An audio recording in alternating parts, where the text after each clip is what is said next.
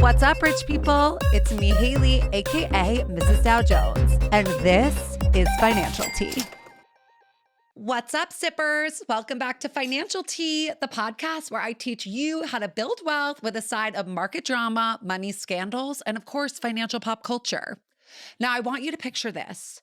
You're 24, you're making six figures, you have full benefits, a retirement plan, and you spend your winters in Aspen and summers in the Hamptons. You eat gourmet meals prepared by a private chef, you're chauffeured around the city, and you travel the world on someone else's dime. Here's the catch. You're not a CEO, you're not in finance, you're not in corporate America, you're a nanny. And before you roll your eyes, this is not the babysitting you're thinking about for $15 an hour. In cities like New York and LA, experienced full-time nannies can pull $100K plus pay packages with benefits.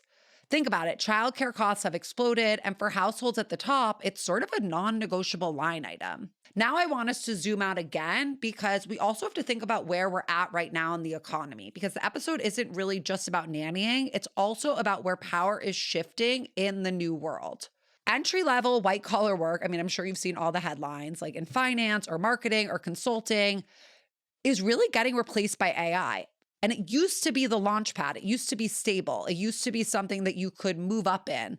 But those junior tasks are now the most exposed to automation because AI can just write the copy or summarize the meeting, and it doesn't need a health insurance or a signing bonus. So you're already seeing major firms slow down junior hiring and pour millions into automation and AI instead. So whereas corporate used to mean predictability, now it sort of just means layoffs every 18 months, efficiency initiatives, and waking up to see if your Slack still works. Meanwhile, hyper-wealthy households still need humans. They need someone to run logistics, to manage staff, to coordinate travel, to oversee children, to execute in the real world, because you can't automate labor or discretion or physical presence. At least not yet.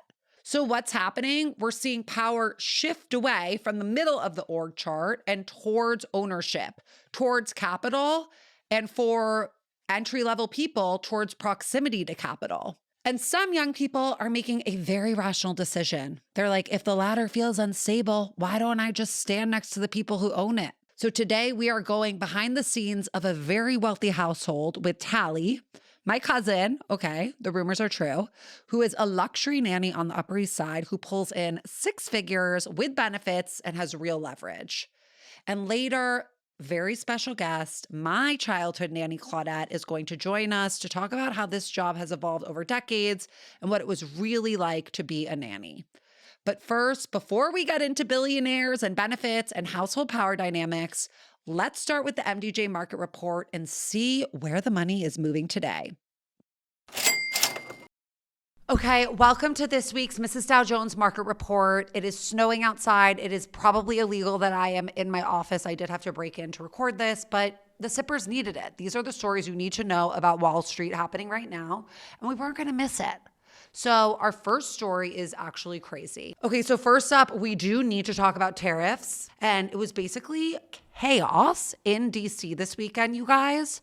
On Friday, in a shocking turn of events, the Supreme Court officially slapped down on Trump's tariffs and called them illegal. So stocks rallied for 5 minutes because within hours, Trump found a loophole. He basically pulled a hold my beer and invoked Section 122 of the Trade Act of 1974, which gives the president 150 days of total tariff-free reign before Congress even gets a vote. So he was like, oh, you want to stop my tariffs? Actually, you can't. He started at 10% on Friday. By Saturday, he was already at 15%, which was the legal limit. So basically, the Supreme Court did not stop the trade war. They just basically forced him to change the font on the paperwork. But here is the real tea for your wallet. I feel like everyone is obsessing over the $160 billion in illegal tariffs that the government now has to potentially refund to big corporations like Target and Walmart.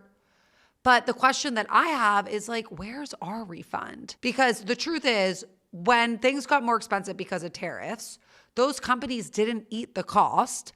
They pass 96% of that burden onto us, onto the consumer directly. So we've already paid for this, like in $7 cartons of eggs, in $12 six packs, in the price of your new sneakers, in the price of the new iPhone even. And the billionaires and the big box stores are going to have these like high priced lawyers filing motions to get their billions back. But like us consumers, we're just going to be held holding a receipt for a lifestyle that got 15% more expensive. It feels like a massive transfer of wealth where they get a refund for something that we already paid for. This specific law expires in 150 days though. So if like you are eyeing a big purchase like a TV or car, I would wait it out. Wait it out. Don't pay the chaos premium in February if the law might vanish by summer. Our next story is about America's Next Top Model. The documentary is on Netflix. And the show was so successful. It generated literally like $2 billion in revenue. But what is so shocking is that the actual contestants, like the people who were doing the work, creating the content, modeling, were reportedly paid just $40 a day, and they had to pay for their own food and their own alcohol. And they weren't even billed as employees. They were independent contractors. How crazy is that? And I feel like this is a really good financial lesson about like how you are the asset. Like the second that you sign over your likeness or your labor or your content for exposure, you're just doing America's Next Top Model math. And America's Next Top Model math means Tyra gets the check and you just get like a photo shoot in a burlap sack. Okay, and everyone is losing their minds over Carolyn Bessette Kennedy's closet right now. We all want to be wearing tortoiseshell headbands. But I need you to understand that her 1996 street style and the 2026 S&P 500 are currently telling the exact same story. There was just an article in the Wall Street Journal about a term called halo stock. Shout out to Downtown Josh Brown for coining it. And halo stands for heavy assets, low obsolescence. Okay, wait, before your eyes glaze over, let me just break down what this actually means. Okay, so heavy assets means companies that own like massive, expensive physical things. So think like mines, pipelines, factories, fleets of aircraft, like things that take years and billions of dollars to build and can't be like copy pasted by a startup in a garage. And low obsolescence means their core product cannot be replaced by an app update. Like copper is still copper, babe. A combine harvester does not become irrelevant because someone shipped a new iPhone. So while software companies are getting crushed, I mean, the NASDAQ is struggling. AI adjacent names have taken serious hits on fear of disruption. Investors are now rotating hard into the physical world. So like Caterpillar randomly is up over 24% this year alone. Walmart just hit a $1 trillion market cap and is up nearly 70% over the last 2 years. I mean, these are boring, dependable, undefeated companies. And that's the entire point, because this isn't just about stocks, it's about an aesthetic. And honestly, Carolyn Bessette Kennedy, our girl, was doing this in 1996. You never saw that woman messing with a disruptible trend. She never wore a bubble skirt. She never wore a YSL track jacket. No logo mania for her. She never did anything that needed a software update. She was timeless. She bought infrastructure. That Prada floor-length navy wool coat, that's Caterpillar, baby. It's heavy, it's built to last, and it's completely indifferent to what the trend report said. What about those straight-leg Levi's that she wore with everything? I mean, come on, that's ExxonMobil. It's foundational. It's survived every fashion cycle since 1873. What about her Calvin Klein slip dress? I mean, that's Walmart. It's quietly undefeated, and everyone wishes they had bought it earlier. And so here's the financial lesson, and it's almost embarrassingly simple as they always are.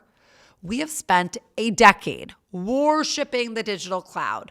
And 2026 is sort of just like quietly reminding us that you cannot actually live in one. Like a chatbot can tell you exactly how to build a house and how to style a trench coat, but it can't swing the hammer or like sew the seam. So don't buy the hype, buy the heavy. Carolyn figured this out 30 years ago, and it feels like the S&P 500 is just now catching up. Okay, now let's dive into our episode on Upper East Side nannies, because that is some serious financial tea. Okay, welcome to the show. Hi, Talley. Hi. Okay, so you are nanny extraordinaire on the Upper East Side. I am. Let's just rip the Band-Aid off, Queen. How much do you make? Like, walk me through your comp package. So, yeah, it's interesting. I'm in a unique position with my nanny work experience, I started off with like a good $10 an hour, like most of us do babysitting. Yeah, been there. And when I graduated college, I wasn't able to jump into the corporate world like I had thought I would be able to, just because I wasn't passion driven. And so I slowed my roll and I was like, what am I good at? And it's being with kids. And I'm now bringing in like total package is like 148. Damn. And so my base is like 125, and then I have my like health insurance stipend. So yeah, I'm comfortable. So what perks come with the job that most people wouldn't expect? I travel to incredible places, and I am also like quietly working on professional skills. I think in a way that like doesn't feel so obvious or like hard skill focused, which is a perk because I'm also like given an incredible amount of free time during the day. And I mean, that alone is like an incredible perk. I could start my own business on the side with the amount of time I have. So you give them back time, but you also have a ton of free time within the day. It's mutual. Yeah. Walk us through like what a typical day looks like. Like what are your hours? 7:30 to 6, and school, I'm like done with drop off and whatnot by 9. And then I have from like 9 to 1:30 to do my own thing. And then they get home after school, and from like 3 to 6, we're chilling. We're doing homework and dinner. And I usually like I will cook in that. What kind of things are you cooking? It depends. They like love a chicken pot pie. Ooh, I didn't know you had it like that, a mini girl. chicken pot pie. Hockey raised us. Damn, it's true. And like a crispy chicken cutlet. Like they have some advanced palates. Yeah. I mean, crispy chicken cutlet is like baby food, but you know what I mean? So yeah, it's a lot of that. And they like love to help. And I think they're both, they're at a point where they're like taking responsibility and they're like recognizing that they have autonomy, and it's exciting to see that. They're growing up before your eyes. Yeah. It becomes, a little more integrated when they're home because I have to actually like step up and be a part of the family in like a shadowy way, which is an interesting part of the job. I think like finding a way to be as helpful as you can, but also like recognizing that you're an extension of the family. You're not actually in the family, which is a difficult thing. I know like growing up with sitters and nannies and whatnot, you always find comfort in the fact that these people are so closely integrated into what you think of as your nuclear family. And so it's been hard for me to kind of like let go of that expectation, but there is a boundary ultimately of like professional and family. And sometimes those lines are crossed in this job. Oh, yeah. What way has that happened? Just like forgetting that it's a job, and like feeling the weight of growing up through these children and like wanting to show up for them and in ways that feel important because you love them and you're with them, and you don't get that in a corporate environment. You're not like in love with, you don't like love your coworker. No. You're not like rubbing their back. Like, do you have a stomach ache? No, let's cuddle. Yeah, let's cuddle. How'd you sleep? Yeah. And so it's these like really tiny intricacies of just like being a kid growing up that you have to show up for. And it's special and it's hard. And it's rewarding in its own right. So I was a nanny for many years, and Winthrop, yeah. But I also had Vera on Martha's Vineyard, and I would live with them in the summer. And the parents were going through a split, and so she was quite vulnerable, the little girl, and we would sleep in the same room. And I just remember like having to like tell her stories or like rub her back before bed, or like just like very like sweet, intimate, maternal moments that sort of they crazy. count on you in a maternal way. Yeah. But then there's like, you have to remember at the end of the day, like, you're not mommy. Yeah, Winthrop never thought I was mommy. Yeah. Sorry, Winthrop. You have obviously other friends who are working in corporate, they're working in finance. So you have these more traditional like consulting roles maybe. And so how much are they making versus you? Because it feels like at 26 making $148K, you must be out earning a lot of them. I think, yes, that's true. For the most part, because a lot of them like continued professional school. I would say like at least 50% of the people I graduated with are in a master's program of some sort, which just delays. Yeah. And that's what it felt like to me. Like if I went into that, it wouldn't be because it was like passion driven. It would be because I needed more time. Yeah. And so this gave me the opportunity to do both things, like delay and make money. Yeah, make money. But yeah, a lot of them, I mean, I'm at the point now where a lot of my friends are like graduating from those programs and they're going into the workforce. And no matter what, because of the experience that I have, I will be taking a pay cut of some sort, I imagine, when I do leave. And I think that's what's stopping me from making the jump, because I'm so comfortable with what I'm making. And ultimately in New York City, it's not very much, like, oh my gosh, $125,000 doesn't get you an incredible amount. And that's Yeah. the worst part about all of this is like, you have it to feels live like here. a lot. Yeah. Yeah. But it feels like a lot. But after taxes and Mhm. all the other expenses of just like being alive, it's not what I want. And I think it's just because I'm like aspirational and money driven that like it will never be enough. And so that I know if I take another job in like an entry level role or whatever, or I find a way to finesse this experience into something more senior or something along those lines in a corporate environment, then I could match it. But right now it feels like no matter what, I'm going to have to compromise. Yeah. So like if you leave nannying, then you'll have to take a pay cut. Yeah. But also what's interesting too for your generation, because you're obviously younger than me, is like you're seeing so many of those entry level jobs sort of disappear. Yeah. Like it's really hard to break into a career path.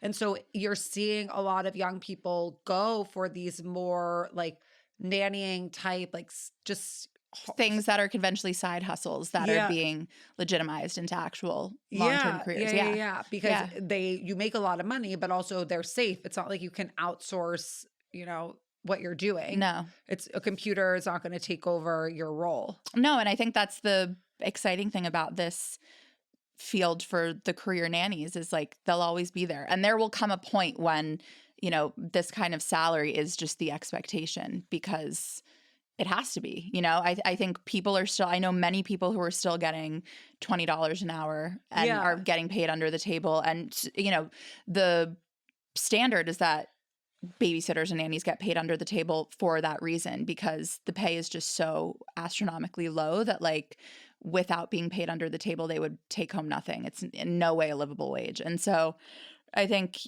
over the next few years when AI becomes everything as it already is, like these kind of roles, these like household staffing roles are going to have to be amped up and like paid their dues because they can't be replaced. You're right. Like unless you get a robot. Why do you have so much desire to leave nannying? If you're getting paid a lot and we feel like there's like not that many like, white collar jobs that are available. It's not so much that I have a desire to leave. I think it's just, because I went to school for something else, because I hustled so hard in school, I have this part of me that just remains unfulfilled by what I'm doing because it's not like intellectually stimulating in any way. The challenge is more like, how do I show up for these people in the way that they need me? And that's rewarding in itself. But I think when I think about, where I see myself 10 years from now, I want to think about being with my own family when that happens. And this takes an incredible amount from you in like the emotional sense and the physical sense. It's like ultimately like a labor job. Yeah. I walk like 20,000 steps a day. Wow. And I'm proud of it. Yeah. But it's a lot. It's exhausting. And I think I'm ready for someone to like tell me what to do. Yeah. And, I love the people that I work with. And if I didn't, I would have been gone. But I'm lucky in that way again, that, a lot of people don't have a choice. They just like have to stick with whoever they get matched with, especially if they're like through an agency. They don't have a choice but to kind of deal with it. But wait, explain the agency structure. So how did you get your job, and then how do agencies work? Like what's their cut?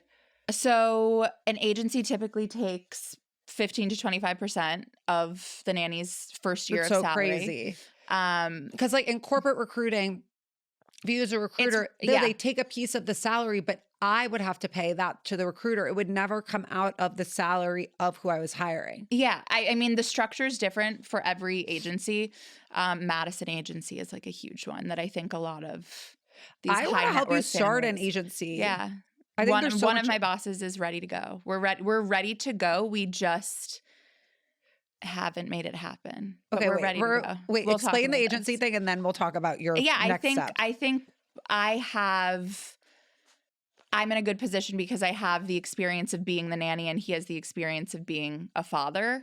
I'm talking about one of my bosses. And so it would be this like perfect balance of what people are looking for and what people are getting. And I don't think that's standard in an agency. I think you just have like this hustling group of recruiters. It's like matchmakers, you know? Yeah, literally. And it's hard, especially when, you know, the family has like young children and they've never done this before and they don't know what they're looking for. They don't know if they're looking for a housekeeper or someone to watch their kids. And they ask for too much or they ask for too little. And so the people just never fit. Where would you recruit your nannies from? Like, would you want to get like, you know, young people the way that you were out of college to do this? Yes. Most of the people that I find are just like I find through being brave at like the playground. And I'm just like, so you're like, what do you do? How long have you been doing this? Well, so you're sort of like, are you happy with your family? Yeah. We have those conversations. Yeah. And if they're not, I'm like, run, let's find you someone else. So talk to us a little bit about the other nannies, because there's got to be like a whole crew of you on the Upper East Side. You're going to the play. Many. So it's like, are those your homies? Like, do you know how much they're making? Yeah, I have their ranges of. Where are they from? Their ranges. Yeah, I know a lot who are kind of sitting at that 30 to 35 range, and they're doing this as kind of like a stepping stone. And, you know, whether it's for like acting or you know, they're theater kids who are like growing up to do things in New York and they need a side hustle.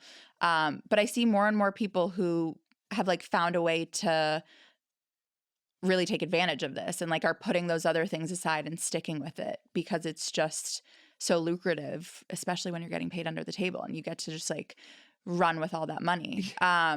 And I think I told you about this, but there was this woman I met at the playground who came to New York for, you know, some like banking job, and she decided she hated it. And so she started doing a master's in something else. And she ultimately got connected with this like Southern belle who was like a connector, a liaison between the South and, you know, high net worth families in New York. And she connected this woman that I met at the park to a family on Fifth Ave. And now she's like done with the master's she was planning on doing. And she's like in this to stay. And you see a lot of that because of agencies just like having the connect. And, you know, that's the great part about an agency. But then again, they take like 15 to 25% of your salary for that first year. And that's a big cut. So that's a huge cut. What's something that you've had to handle that like the job description would just never have included? Several years ago, when I like first started getting interested in this idea of doing this legitimately, I went on this app called Bambino, which is like Tinder for babysitting. So you have the families who are scrolling through babysitter profiles and they can like pick you and message you, and you go from there. And I had connected with this family that was visiting from Germany, and the parents were divorced, and I agreed. I was like, okay, let's do this. It was a babysitting job. And, you know, the expectation was that I was putting the boy to bed and it was game over, whatever. And they ultimately like went out to White Plains for a wedding, and the boy was just different. He was not as expected. He told me I wasn't going to leave there alive. Scary. Wait, like throwing lampshades at me. Yeah. No. Like it was a violent How old incident. was he? 5. Yeah. I think at the end of the day, like there was a lot more going on there. It was like the trauma of whatever was going on at home, and I was just a good person to project at. But I mean, that's How'd you something. handle that? That's crazy. I called and called and called until they came home. But but you know, that happens a lot with babysitting jobs in particular. Like you do a one night stand situation and kids are just different, and like sometimes you're not ready for the incredible amount of, you know, trauma or grief or like frustration, like the behavioral issues that they're managing. And they're never going to tell you that. Like you're never going to know that like a kid's biting or throwing things, and you have to find that out. Like you have to get bit, you know? To get bit. Yeah. What surprises you most about working for a rich family? Like access, travel, accommodations, like what is that really like? I mean, for some of these families who are, you know, like who live half the year in Aspen and then half the year in the Hamptons, like they exist, and, you know, the nannies are getting put up in like their own homes, and they have their own cars, and it's a very, I mean, you could take real. this to a crazy level. It's if real. You wanted to. And in comparison to those like really agency driven jobs, so in I'm order nowhere to get those, near there. So like if you wanted to work for like a billionaire family or something, you would have to agency. Yeah, and those, I mean, and I heard get a lot of them from England. Yeah. They're a lot because they have like nanny universities. Yes, yeah, I knew a billionaire who was like, yes, you should go to nanny university. I'll sponsor you. Thank you. But yeah, higher learning. A lot of them are coming from abroad, and it's like the au pair transitions into just like full-time live-in forever. You know, there's no expiration date on how long they stay, but the agencies do like background checks, and the references are extensive, and it is and like speak heavy duty. Yeah. And you're sort of expected to be like a teacher too. Yeah. Like, you become tutor, you become parent, you become like everything. And like etiquette coach too. Yeah. Like they're supposed to I know, I saw that. Yes. Scary. That's not me. Yeah. You're like cool. You're like fun. Yeah, I'm the fun older sister. Yeah, you're fun older sis. But you're not like. We get crumbs everywhere. We have elbows on the table. Yeah, you're like, life is messy. Yeah. Like, you know, you're messy. You're a kid. You're supposed to get messy. You remind me in the Parent Trap of the nanny. That's such a compliment. Which is such a compliment. Yeah. But like I would want you to be my nanny fam calls me Mary Poppins. You are. I'll take it. What do you think about outsourcing your childcare? Like, do you think that the mom has guilt or like is jealous of you? 100%. I jealousy. No, I think or they feel guilt. At least in the family that I work with, I think I understand my role very clearly, and they have great parents who are like present, and I think that's a distinction with a lot of families, is that, you know, they're outsourcing help because they can't show up. But then you have the families like, you know, I know who are outsourcing help because they just need help, not because they're not there. And it becomes really hard for a nanny or a babysitter to make it happen if they're playing the role of both parents, you know? And I've seen that like over the course of my time doing this, I've met so many women who are like, I can't do it anymore. Because it destroys them having to carry the weight of a family that isn't theirs, you know? It's a heavy role. That's so true. Like it's like if the job functions perfect as it should, then you're not doing There's that. A balance. Yes. Yeah. You're not doing that emotional lift as well. You're just doing logistics, cooking, whatever. And that's a huge difference. If you have to like put the kids to sleep every night, reminding them that like, you know, their parents will be home. If you're a live-in nanny too, that's a line I could not cross. You know, I would never be a live-in for those reasons, because it makes it really hard to go home and like not feel that emotional burden to the children. With my nanny, with Claudette, I feel like what was hard was she came to America from Guyana with a young son. And then this was a great job for her to get because low barrier to entry. She loves kids, great. And she can make a lot of money and support her family. Yeah. But then it like made it so that she couldn't take care of her own kid. Which is the greatest issue. Like you're getting paid to work, but you're paying someone else to take care of your kid. Yeah. Where's the what's the delta? Yeah. Claudette, we love her. So you don't see this as long-term. This is a stepping stone. For now, if something happens overnight where like I really get on with this idea of an agency, then cool. I think it could be awesome, but I also feel like something's missing. And what do you think would make this industry better for nannies? I think like an industry standard for pay. I think it's embarrassing how parents are okay with paying so little for childcare. It's like you're getting a manicure for $90, but you won't pay a woman $20 more. I know, me too, and mine are coming off. But it's just, it doesn't need to be like that. Like if they have disposable income, they can make it happen for these women. And they're like, nannies are the hardest working people in showbiz. It doesn't stop. And so they deserve it. And with your friends, do you ever feel judged? Or like, you clearly judge yourself a little bit, but like, I think it's more self-inflicted. Yeah. I think it's hard sometimes for me if I'm in like if I'm meeting new people and they're like, what do you do? And I'm like, I'm a nanny. And I think I try to rephrase it like I'm a house manager to kind of like contort it to the way I need it to sound. But what I'm saying is like, I think that now this is going to be so much more normalized. Yeah, and people are like, that's incredible. Yeah. You must have so much fun doing that. Yeah. And it is. Like, I should silence those thoughts because it is incredible and like it's fun and I get to be a kid. And it's AI proof. Yeah. That's the best part of it. Yeah, that's why you really are in it. Sorry, okay, chat. Love you so much. Love you. Thank you for coming. Thank you for having me. You're the best. We got the tea. All right, so we have talked about the new generation of nannies, but I only thought it was right to round out the episode to now talk to someone who has been doing this for decades and who actually was my nanny. This is Claudette. This is very exciting that you're here. Claudette was my nanny since I was 6 months old. Tell them, Claude. I love you, Hale. I love you so much. I start working with Hale and her sister. Haley was 6 months old when I started the job.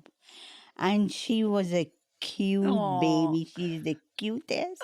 When you go into her room, she's like playing in the crib. Yeah, the crib. And she's kicking and she's doing all sorts of, and she's laughing by herself. Aww. She wasn't a bad baby at all. Aww. I took her to the park. I took her to school. I took her to tennis, whatever games they have to do. Whenever we would have bake sales, we would bake together. And the best thing would be cookies. And then cupcakes. Oh my God. We made a lot of money for charity with those. Yes. And I would always want to stay home from school because if I was stayed home sick from school, then I could watch like Maury or the daytime TV with you on the couch and we could order Chinese food. Yes. We would order hot and sour soup. And when, when she ordered the food comes, I'm going to tell her, Haley, I love you. Haley, oh yes, only when I give you something you love me. It's true. I gotta order you something now. Remember the time when I told your mom I sent was her birthday, and I sent her a bouquet of flowers, and I told her I'm her secret admirer. But then I say, oh my God, I have to tell the kids because if I don't tell you guys, your dad going to be, he might be upset. Yeah. And he might want to do, mommy cheating behind his back. So I had to tell you. And I told Liz. Did she fall for it? She didn't know who sent her the flowers. And then you finally told her? Yes. She was saying her she have a friend from high school or college or something. And then at the last, then we leak out the secret that I sent the flowers. That's so funny, Claudette. I know, yes. Was a lot of fun. And then another thing, when I give them a bath, I used to sing a song. Your mother Your mother loves love should never forget the wrong things you do, child, you're bound to regret. But they were so little, and like they understand the words and stuff that I'm saying. And they used to cry. I say, oh my God, I'm making these kids cry. I'm singing song for them to cry. Now every time they want me to sing the song, sing your mother love for me. It's true. Every time I see you Yes. now, we have to sing it. Sing your mother love. Would you have any other crazy memories of us? I went to Anguilla with them. We had a lot of fun. Yeah, you would come there. on vacation with us. Yes, we had a lot of Martha's Vineyard, you would come? until they hooked me up with a guy. Oh, Every oh, Carol. Yeah, we tried. And I went back. Yes, there was a man, Carol and Anguilla, that we were trying to set you up with, who, by the way, still holds the torch for you. every time I he saw him. sends a No, cake. yeah. Oh, yeah. He sent you a cake. Remember you guys Oh my bringing? gosh. Yes, Wait, tell them. This is crazy because you're sort of a minx. they. So did you yes. ever kiss him or anything? No, I Okay, never. No. Okay. Okay, so Carol, you met Carol and Anguilla, but there was a little bit of a vibe. like he Yeah, likes there me was a then. flirting. I mean, who Yes, wouldn't? and joke around. Yeah. But that's it. And then you wouldn't come back the next years, and he would No, I always. went 2 years. No, but I'm saying even when you didn't come back, he would send us yes. stuff home for you to be like, give this to Claudette. That's my girl. Yeah, Yeah. and he would, ask for me and stuff. Yeah. He like looks really good. Oh yeah. He's doing a lot of like push-ups and he's in really nice shape. But you guys still go up there? I went last year. Oh, So you all should, of you? well, next time we go, you should come and maybe rekindle a little with him. Yes. What's wrong about that? We should get Before- I'm going to get his WhatsApp for you. No, I Why not? I'll get it today. don't. No, I don't. Why not? That's fun. You could do a phone call. Why not? No. No. You've shut down shop? I don't shut down the shop. Okay. I would like a. I'm sleeping. I don't want someone. I don't want someone who's gonna make me sleep. I want someone who's gonna Do you think Carol's going to make you go to sleep? make me wake. You know, But why? I know sleeping. But why do you think Carol's going to make you go to sleep? He's too old. Oh, no, he's like young and vibrant. And then you No, could no, move no, to no, no, Anguilla, no, which would be no. so cool. I don't want to be a criddle snatcher.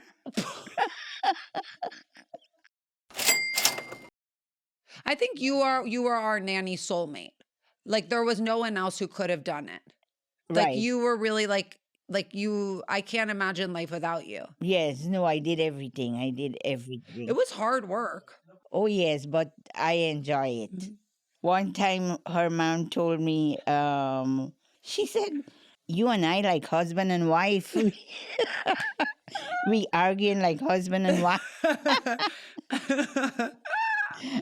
That was so funny when she told me that. Because you were I, sort of. Yes, I used to break the flowers and bring it home. And I tell your mom, oh, I'm going to pray with this flower. Oh. Yeah. I will just say, Claude, first of all, thank you so much for being here. I really do feel like we started everything together.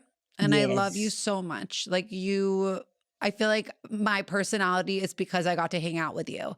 Because you are just like the most fun, vibrant, mildly inappropriate, yes. jokey, full of life, full of like childlike just wonder.